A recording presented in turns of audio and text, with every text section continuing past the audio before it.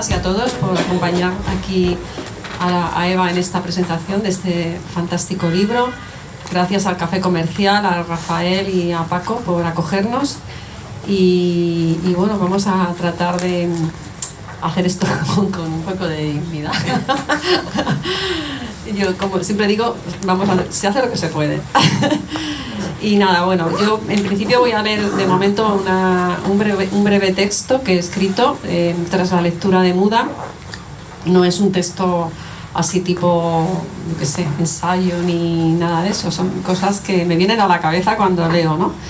Y es breve, no os voy a aburrir mucho y yo luego creo que daré paso a Lola, que también tiene algo por ahí escrito, algo que decir, y luego pues conversamos, ¿no? Y que Eva nos lea.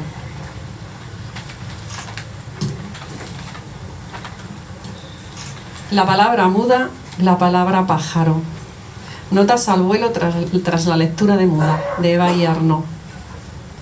Mi boca grande de oración derrama vuelos. Jacobo Figman. La palabra muda no regresa desde mutare. Tal vez nos regresa desde pásaro, desde pasare o pasar. Tan tildada ella, tan peculiar. Pasare, pasaris, pasar, mudar, transitar, pero también gorrión o petirrojo. Muda.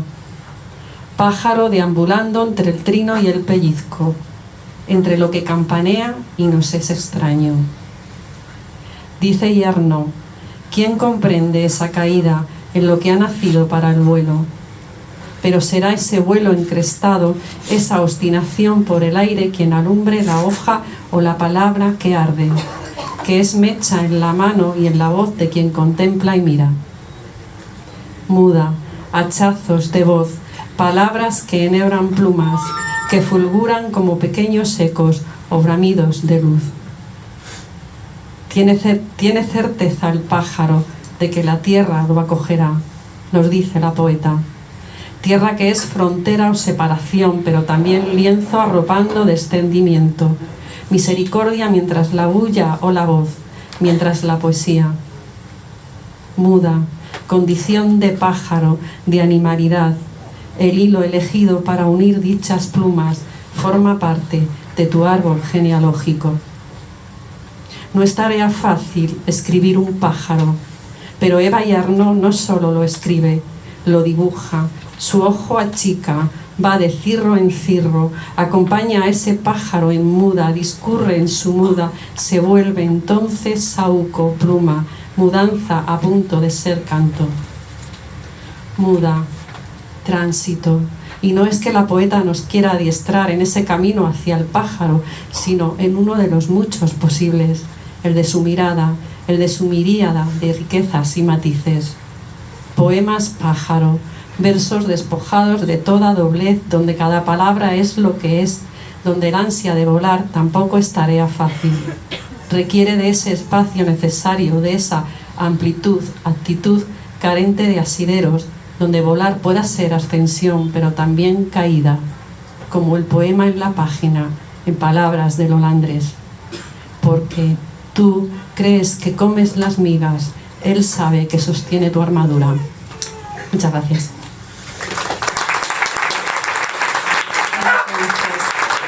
Me acabo de dar cuenta que llevo todo el día desde ayer dándole a la lata qué libros has publicado, dime tu bio, y no he dicho absolutamente nada de eso. No hace falta, ni hace falta. Pero bueno, ya la conocéis, es una artista multidisciplinar, tiene varios libros publicados, es la fundadora de El Torpe al Timón, que a mí me encanta ese nombre, y bueno, que es una maravillosa poeta, como vais a comprobar con este nuevo libro. Y bueno, pues voy a dejar que Lola también nos lea o nos diga algo que tiene por ahí, y luego ya, si te parece, pues hablamos, ¿no? Vale, fenomenal. Hacerle un prólogo fue un gustazo, y bueno, yo conozco la escritura de Eva, porque he tenido también ocasión de editarle un libro.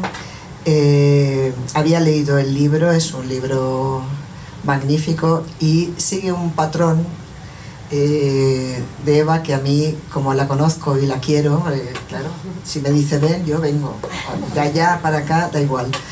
Entonces es un patrón que siempre es un poco bipolar, y ahora explicaré por qué digo esto, ¿no?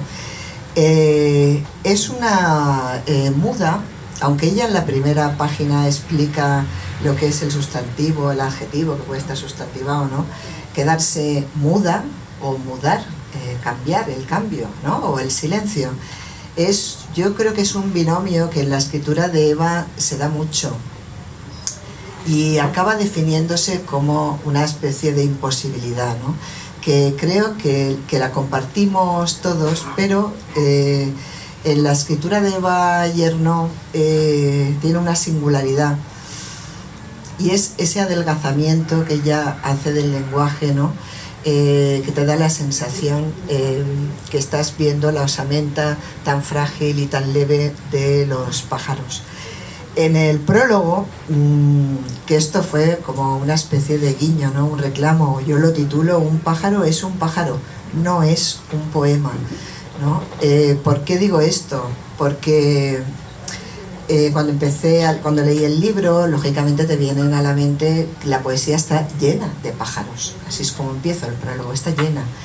Es decir, tú recurres a cantidad, no sé, a Dickinson, a Baudelaire, en fin, es una barbaridad, ¿no? de autores. Entonces te preguntas, ¿por qué es esto, no?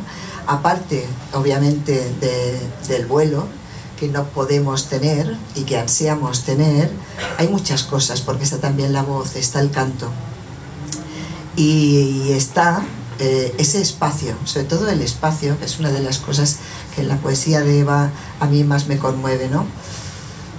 El espacio de los pájaros es un espacio intermedio que a mí me recordaba mucho a los escritos lulianos, donde entre un poco la premistica, ¿no?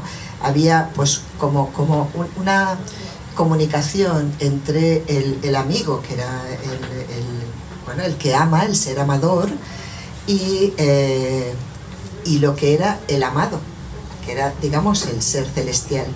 En medio estaba todo ese espacio que era los pájaros que permitían la comunicación, que en Ramón Llull es el soseis, la comunicación entre ambos mundos, ¿no? Creo que la escritura de Eva un poco se comporta de esta manera, ¿no? Hay un momento en el libro, cuando consta de dos partes, son solamente dos, y alterna lo que es la cuestión discursiva, alterna también poemas en prosa, son poquitos, pero hay una tipología que es la japonería, que podíamos pensar, ¿qué es esto, no? Yo no lo sabía, lo tuve que buscar. Yo vi que era un término acuñado por un poeta cubano del siglo XIX, que es cuando la cuestión del arte japonés, ¿no? Empieza a tener un poquito de relevancia, que luego pues todo el arte de las vanguardias lo recogería. Que puedes pensar que es un haiku, no es cierto, pero sí que tiene esa esencia, ¿no? Y la esencia es esa especie de cuestión vertebrada que también se ve en el lenguaje, de la misma manera que está la osamenta del pájaro.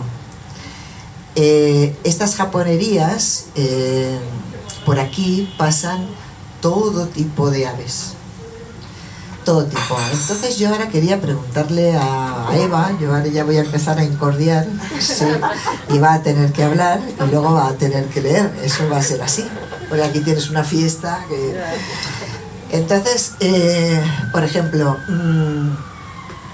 se nota mucho, yo creo, la impronta del artista plástica en toda la escritura de Eva, y en este libro mucho, porque ¿qué podríamos pensar? ¿Que a lo mejor es una poesía de la contemplación? No lo sé, pero lo que sí que es cierto es que las imágenes plásticas llaman mucho la atención, sobre todo por el colorido, incluso el canto de los pájaros al que se refiere podría verse como se ve, que luego lo he visto aquí en la portada, que he visto que uno tiene la cabeza para abajo. Entonces me gustaría preguntarle a Eva, esta contemplación desde fuera, ¿qué es lo que te llevó sobre todo a esta pasarela de especies de pájaros que aparecen y que no le das una característica, por ejemplo, yo que sé, el mirlo o el petirrojo o el gorrión, ¿no? Un canto específico o algo, no, sino que todo parte de cómo lo miras tú. ¿Me has entendido? Creo. Venga. Bueno, sí que hay una contemplación. Yo creo, me considero una persona bastante contemplativa. Debería ser un poquito más reflexiva, la verdad. Dios me hizo como me hizo. No hay mucha cantidad de, dices, una variedad enorme de sí, hay variedad, pero son los pájaros que yo veo, ¿no? Estos en los veranos que estamos, es un pueblo que realmente se llama Marugan, no sé por qué le llamamos Chernobyl. Y ahí está el rabilargo, está el trepador azul, están pues, los pocos que identifico, porque yo no soy ninguna experta ornitológica, ¿no? Pero hay una serie de pájaros que sí conozco y que me gusta apreciar, me gusta ver sus características. Y bueno, es que lo de los pájaros es muy curioso. Hace poco, curiosamente, leí una noticia acerca de lo bueno que era la contemplación, lo bueno que es, lo sanador que es la contemplación, el contacto con aves salvajes, porque pues, empiezas a liberar dopaminas y se me han dicho esas cosas y tal, y parece ser que está muy bien, con lo cual yo no lo había notado mucho, pero parece ser que sí, que mi cerebro sí lo notó, ¿no? No sé si te estoy contestando, la verdad, me estoy yendo por los cerros de Úbeda, que es lo mío. Pero... No pasa nada.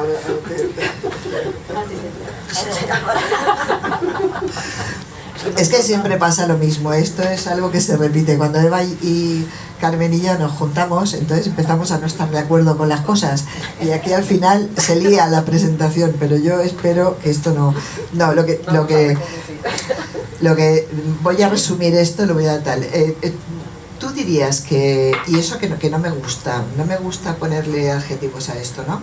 Pero que es una poesía bastante más contemplativa de lo que habías hecho hasta la fecha.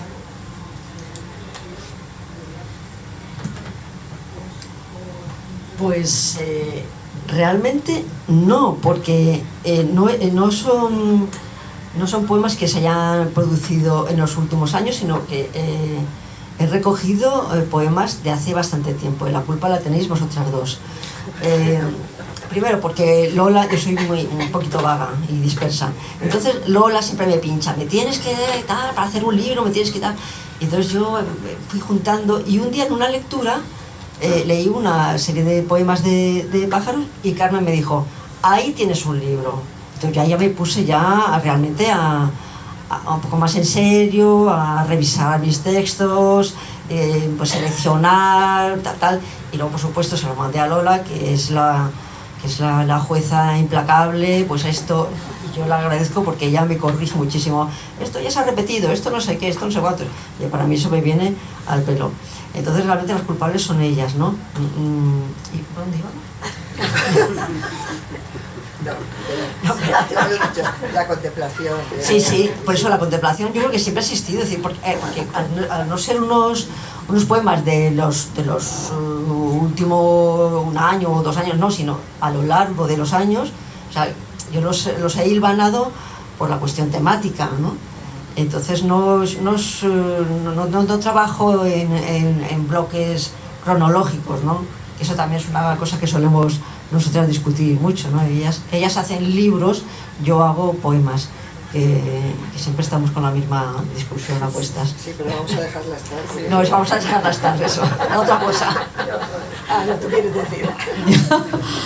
Yo, a ver si no se me ha olvidado lo que tenía en la cabeza. No, es verdad, yo leyendo este libro poniéndolo en contraste con el último, con Desdecir, ¿no? Es verdad que aquí los poemas, no sé si es una apreciación mía, parece que están como en una especie, un poco como lo que ha dicho Lola, en una especie, o sea, en Desdecir, como que los poemas se iban achicando, ¿no? Como que la voz se iba achicando. Y no había un contemplar, sino, yo qué sé, un ser, no sé, como un ser de ser, ¿no? Y aquí hay como que a veces tengo la impresión de que los poemas están como en una zona de paso, como en una especie de, no sé cómo nombrarlo, de no sé, un lugar como una especie de limbo, no limbo, pero y hay veces hay una fragilidad y un ir achicándose y de repente pegas un hachazo, que lo dices además, hachazos de voz, ¿no? Y de repente te devuelven a otro lugar, ¿no? Entonces, no sé por qué te estaba contando esto, pero pero no sé si tengo esa apreciación o esto se debe a que son poemas escritos en diferentes épocas, o no sé, un poco que nos contaras, o que Lola diga. Sí, pero es básicamente por eso, Carmen, porque yo trabajo más que nada con un nexo, un hilo que unifica temas. En Desdecir justamente era la imposibilidad de decir, ¿no? Y al trabajo acerca del lenguaje. Y mientras que ahora pues es la contemplación de las aves, con lo cual queda algo más pictórico, el lenguaje quizás es más descriptivo, ¿no? Más gráfico, más de otra manera, trabaja de otra manera, pero no es un cambio, porque pueden ser contemporáneos algunos poemas de Desdecir o de Agragópiras, pueden ser contemporáneos de los poemas de Buda, con lo cual no, es que surge así, quizás el tema te lleva a esa depuración del lenguaje o esa focalización hacia una forma de escritura. No, a ver, hay un momento en el prólogo, después en la última parte, que digo, la poesía de Bayernot deja abierto su tórax para que entre ese pequeño aliento, que es el pequeñito aliento del pájaro.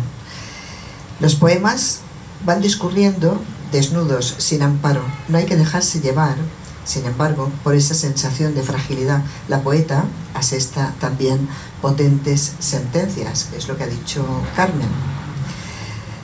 No sé si estos poemas pesan por la liviandad, por el peso, por el vuelo, también por el canto, incluso, aunque el canto pesa más que el peso del pájaro, ¿no? Tampoco sé si quien habla aquí crea con la escritura un nido o si quien escucha pretende enhebrarse con alguno de los cantos. Lo que se desabrocha, el ropaje, es la sensación de que el ritmo de la palabra infiere la sospecha de que hay alguien que mira constantemente. Ya no te preguntaré por esto, por la cuestión del boyer, sí. Y se sacude como un ave mojada la humedad de lo terrible. Leemos en uno de los pocos poemas en prosa y dices: nadie supo, una gruesa capa de cemento tapa desde entonces todas esas infancias. Nadie recordará estos muertos. Por eso te decía lo que te decía Eva. Yo creo que aunque, y es cierto que a veces lo hemos hablado, que Eva recoge los poemas que ella considera que tienen el cuerpo del libro, y que a lo mejor en el tiempo sí que se van. Es verdad que yo también entiendo que hay veces que eso es insignificante, porque la temática puede unirse. Realmente yo creo que el pasado, el futuro y el presente tienen una consideración tan absolutamente ridícula como una hoja de papel de seda, ¿no? No la tiene, porque todo se va o todo viene. Pero sí que es cierto que en los poemas que tú aquí has recogido, por ejemplo, hay, fíjate hasta qué punto que yo había puesto, que con el lenguaje que tú desarrollas, todo a partir de una adversativa hay un despliegue. Una adversativa es observo esto, pero pasa esto. Hay muchos, ¿sabes? Es decir, es esa dualidad que yo te decía al principio, ¿no? Sabes que es la observación, tú estás mirando, miras algo y de repente se produce, se gesta, ¿no? Lo que hay. Es que en la contemplación hay como un estado, ¿cómo decirlo? Entre paréntesis, ¿no? No es como si no tuviera ningún valor, ningún signo, ni de más ni de menos. Tú estás ahí como desnuda en la contemplación. Pero acto seguido ya empiezan a surgir cosas, ¿no? Empiezan a surgir esos peros. Pero esto no es así, pero esto sí, pero esto tal. Al pájaro le pasa aquello, qué sé yo. Pasan muchas cosas. Y estos son los adversativas de la vida, ¿no? Y pues estamos rodeados de adversativas. ¿Vas a decir algo más? Sí. Ah, vale. Yo quería volver a lo de la japonería, que a mí tampoco conocía la palabra, o sea, no sabía, hombre, sabía que tenía algo que ver con Japón, con japonés, ¿no? Pero las japonerías me ha encantado.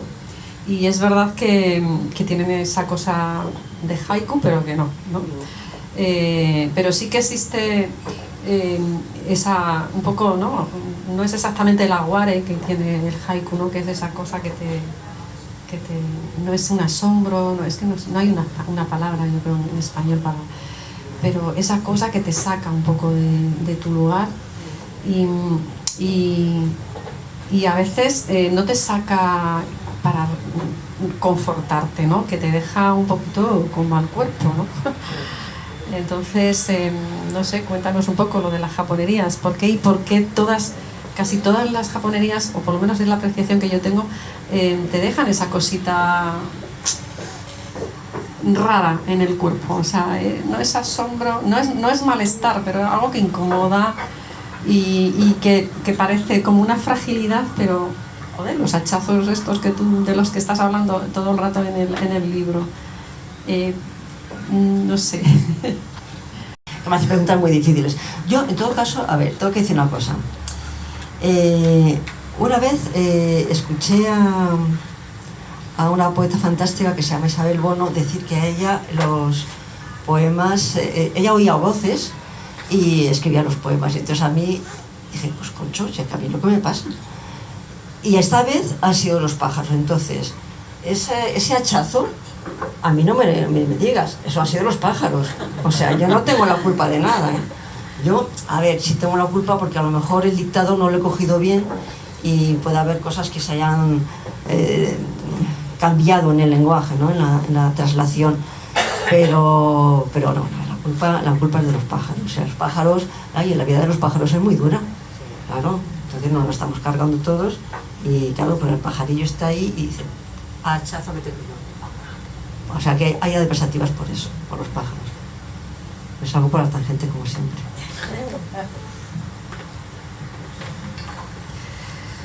Mira, ahí venía leyendo un librito que se lo comentaba a Carmen, que era Asunción Escribano, una belleza de libro. Entonces hablaba de cómo María Zambrano, que es que todo es casualidad, no es casualidad, pero pasa en esta vida. Estaba mirándome lo de Eva, de los pájaros, esto, tal, qué había escrito yo en el prólogo, qué habíamos hecho y todo, y de repente sale pues lo que era una bienaventuranza que aludía a los pájaros. Y habla de María Zambrano como en los claros del bosque, ella cuando habla de entrar en la médula del bosque, ¿no? Que es ese lictum, ¿no? Esa especie de estado en el que está la búsqueda, habla de que es el paso de los animales y de los pájaros como portadores de un lenguaje nuevo, ¿no? Claro, yo me he quedado pensando, porque hay una reflexión de Hannah Arendt que cuando Hölderlin decía que la poesía era la más inocente de las artes. Ella decía que vale, muy bien, pero el poeta también viola el material con el que trabaja, porque su canto no es el mismo que el canto de los pájaros. Entonces, no te voy a hacer una pregunta difícil, solo quiero que preguntarte, que siempre tenía curiosidad desde que leí el libro. ¿Dónde metes tú en este libro el canto de los pájaros? ¿Lo metes dentro del lenguaje que está funcionando o como otra cosa que también podría ser, ¿sabes? El canto que está ahí y está fuera de... Bueno, el canto normalmente suele ser la primera señal. Bueno, a veces simplemente es el vibrar de un árbol, ¿no? Pero normalmente lo que nos llama es el canto. Luego ya acudimos y contemplamos normalmente, ¿no? El canto, la verdad es que no sé si nunca había pensado si los poemas se expresaba o no se expresaba, pero es que es tanta belleza, es tanta serenidad, es tanta... Bueno, claro, son cosas que ponemos los humanos en el canto de las aves, porque a lo mejor están regañando, no lo sabemos, ¿no? Pero ahí está el canto. Quizás cuando habláis vosotros de los hachazos, de las aves altivas, esas cosas quizás un poco más negativas,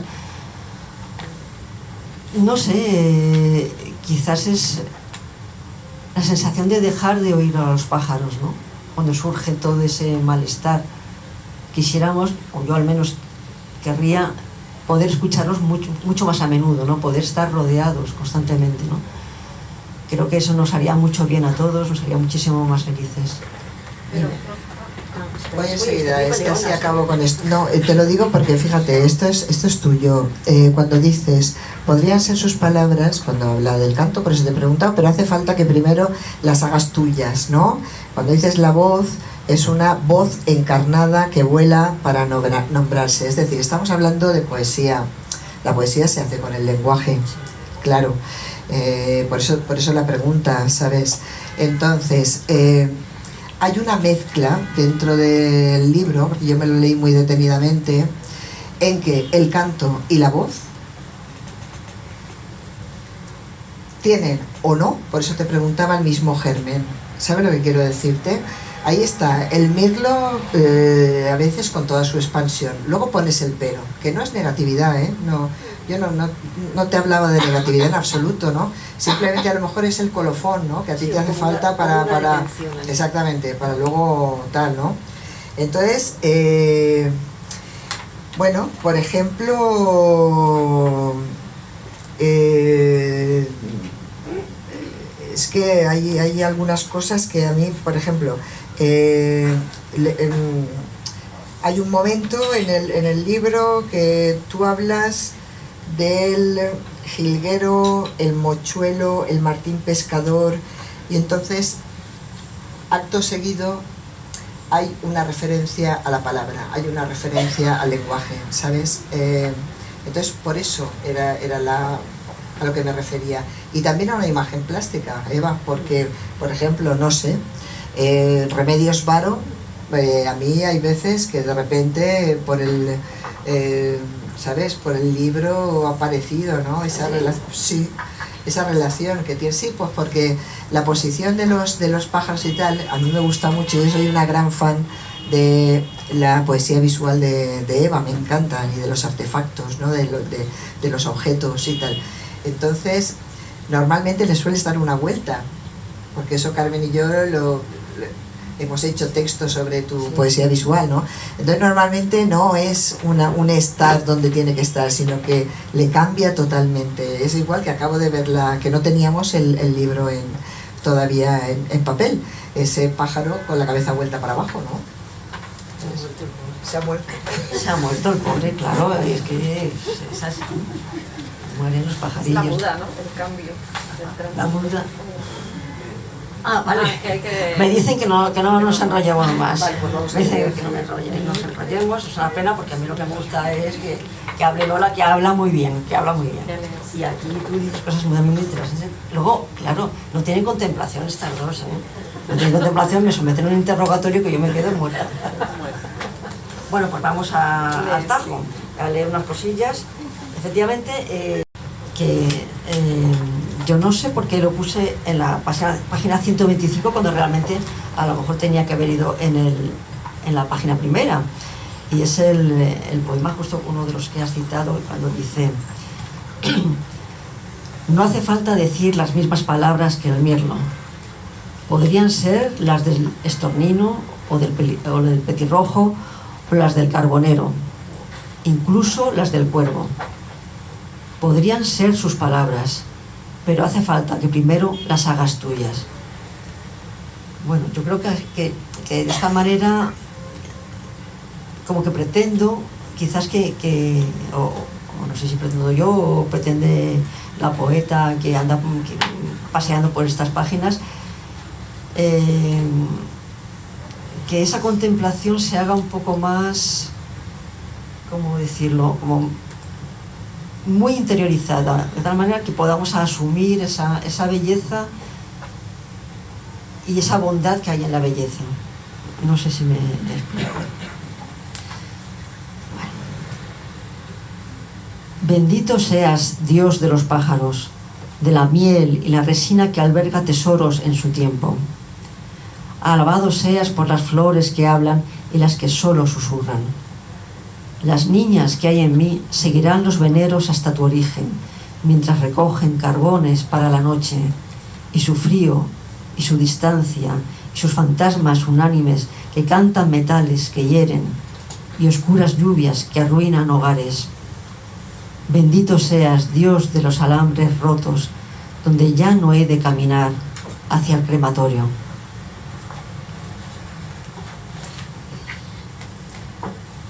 Paco se ha ido. No, para que me digas. Ya. Ya, vale. Acabo de empezar. Viene a golpear contra la noche su dicción de pájaro de sombra, enredada en la encina persistente. La voz dice lo que la luz oculta y daña a la lengua versada en quiebros y confunde el color de su intención, la canción con su enigma rasgado, el lustre amargo de sus oscuras palabras. Con las migas de su vuelo, con la resignación de su llamada, trenzo una soga que me ate a la vida, que me salve de mi vida. Vida en el en vez de toda vida, a contraluz. Una piedra verde de primavera llena, destilada y bien concentrada de todas mis primaveras habidas, como un Big Bang de primavera, exultante e inocente, como una lolita de primavera. Esa piedra rauda y brutal me golpea entre los dos ojos y ya no fui capaz de bajar de la rama, ni de adiestrar mi enloquecido canto, ni de lustrar mis alas, más que para celebrar su nombre.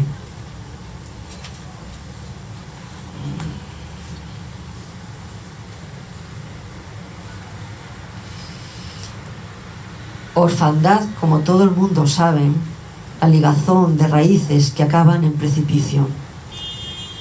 Se altera el valor de la piel y la lengua confunde fronteras y colores desteñidos y lluviosos. Todo eso ocurre porque la paloma bravía devoró todas las migajas. Nada queda en la fosa común, ni rastro ni origen.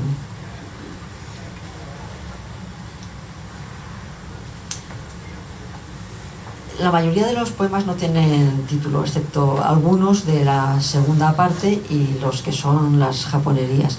Este se titula Petirrojo, que es uno de mis pajarillos favoritos. Vanas son las palabras dichas sin amor.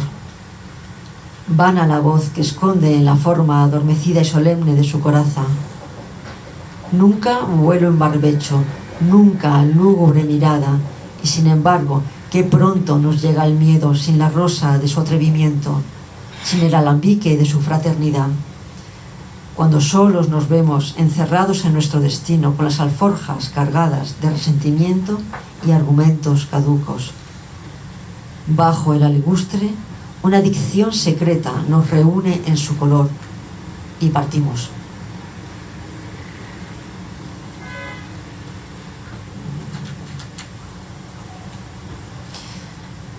No deberías tejer la mañana con hebras rotas y oscuras, le dijo el carbonero al cuervo. Haz de tu canto la resurrección de la voz.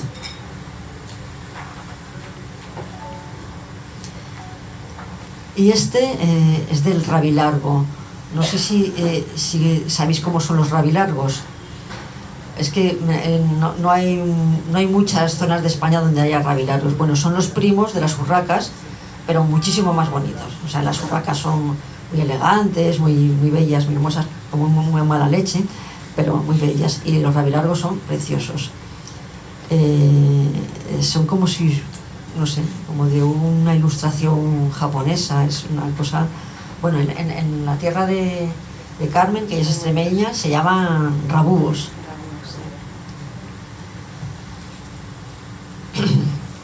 Todo arte es proporcional a la curva de la ciénaga. Toda naturaleza lleva un canto durmiendo al raso. Toda luz escribe afanosos testamentos solitarios. Pero es el ave, con su manto de rumor japonés, quien transita de una fractura a otra, incubando la fiebre del ámbar en el desnudo bosque del tiempo, huérfano del no, tendido en la plana precariedad del obligatorio. Habla y habla como si las mordazas tuvieran alas y pudieran macerar la ceniza de la noche y sus heridas. Pájaro que arquea su voz para decir lo mismo que dice la mañana al escribir con la luz en las ramas de la joven encina, y así tras vadear el catafalco de la noche, juntas las manos al unísono del viento y se duplica la plegaria y su eco sembrado de sortilegios.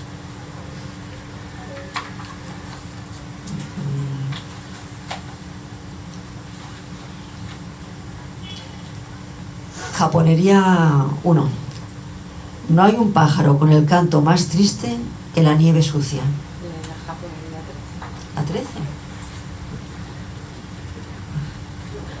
La japonería 13. Esta. Ya no la tenía señalada. Japonería 13. Pone el acento sobre la parte más cobriza del alma y te saldrá un ave confiada.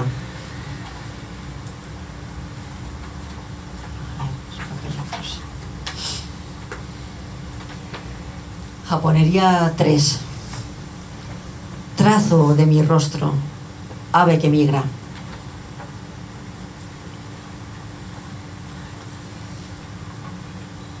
Si pájaro, si nieve sin mancha, si vilano a punto, si roca sin perfil conocido, si flor intacta y encendida, si ojos henchidos y fecundos, otro reino es posible.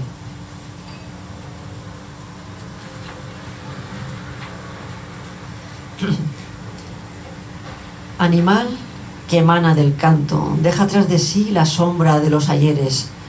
La medida de su voz es un río extendido a lo ancho de tus brazos. Al borde de la llama no se registran signos de arrepentimiento. Sin embargo, sabe cantar el fuego con su fino y pluscuamperfecto pico inmóvil, el joven aprendiz de mirlo.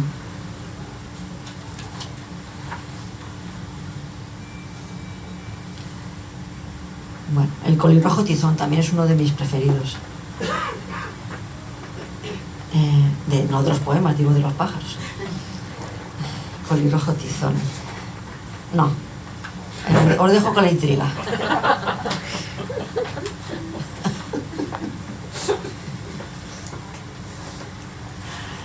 Mirlo. Tan entrando a la recta voz, dibuja, atiza el cementerio de los deseos, escolta al agua hasta su bendición y aclama mientras se acostumbra al viento la doctrina de los afanes. No hay falta de fe en lo que acontece, pero sí frutos mudos de su devenir y callejas que solo conducen a la mansedumbre. Por allí no encallará su canto, antes se dejaría orillar en el olvido, en la mortaja del tiempo, en el ámbar del silencio. Atención, frágiles versos se desprenden acompasados de su pico de fuego hasta nuestro adentro leve.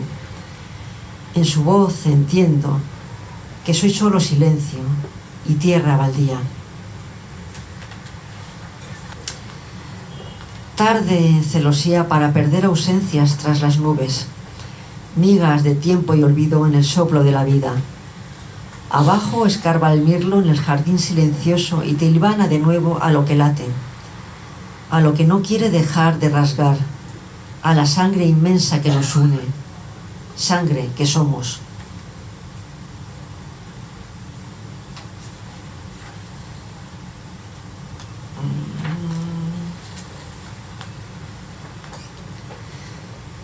El gorrión, a mí el gorrión me encanta porque no sé si os pasa cuando vais andando por la calle y paséis al lado de un colegio a la hora del recreo, a mí ese griterío siempre me recuerda cuando están los gorriones ahí, todos ahí peleando, y al revés, cuando veo a los gorriones siempre me recuerda a los niños ahí en los juegos y todas esas cosas. Gorrión. Se dice yo y habla a voces. Voces de distinta densidad y mesura, coro que desgarra el espíritu de lo único. Se dice qué, quién, y se oye caer una gran piedra, miga edificada con hebra de arcángel, quebradizo orden de su arboladura, paz apelmazada, nido sin grafía.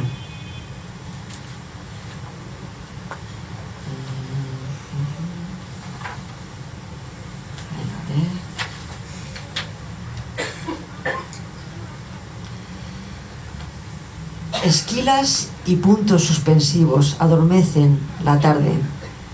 Fatigo el dorso del sueño. Hachazos de voz rompiendo el aire con su arrullo. Umbral de donde surge cada pequeña epifanía. Los pájaros vuelven a zurcir una y otra vez el cielo en su clara densidad. Urdo la espera y la mullo, para que no huyan las esquilas que nos adormecen en la tarde, para que no huyan esos puntos suspensivos, pentagrama de nuestro pensamiento, la mano que cierra la cancela.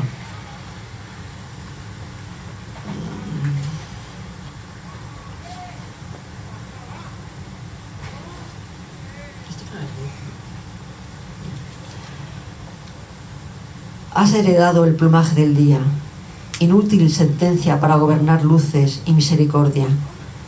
El hilo elegido para unir dichas plumas forma parte de tu árbol genealógico, ave que combate la orfandad.